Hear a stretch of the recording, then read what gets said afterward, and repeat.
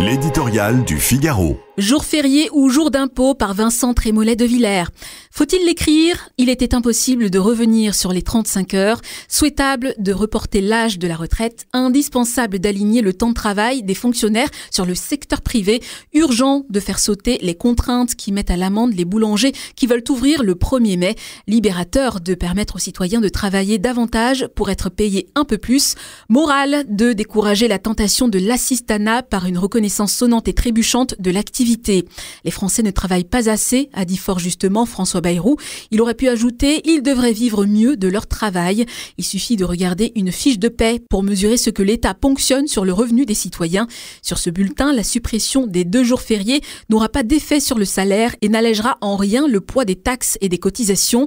Il s'agit donc de jours travaillés sans rémunération supplémentaire qui bénéficieront à la collectivité publique. Autrement dit, l'ancien jour férié devient un jour d'impôt. La jurisprudence du lundi de Pentecôte nous l'indique. Il n'est pas certain que les enseignants acceptent de travailler un jour de plus.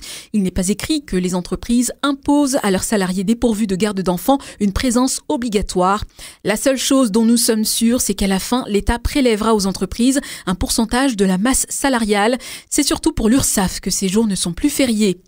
La situation financière du pays l'exige peut-être, mais alors pourquoi le Premier ministre a-t-il utilisé toutes les ressources de son éloquence pour dénoncer l'usage excessif et contre-productif des prélèvements obligatoires ?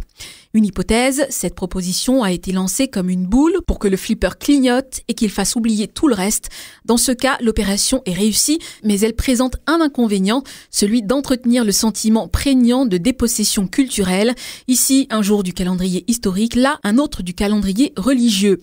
Supprimer le 16 a rasé le maquis d'associations sous perfusion d'argent public et dont l'utilité reste à ce jour introuvable, aurait déchaîné tout autant la CGT, mais en retour, le Premier ministre aurait emporté l'adhésion de la France qui travaille.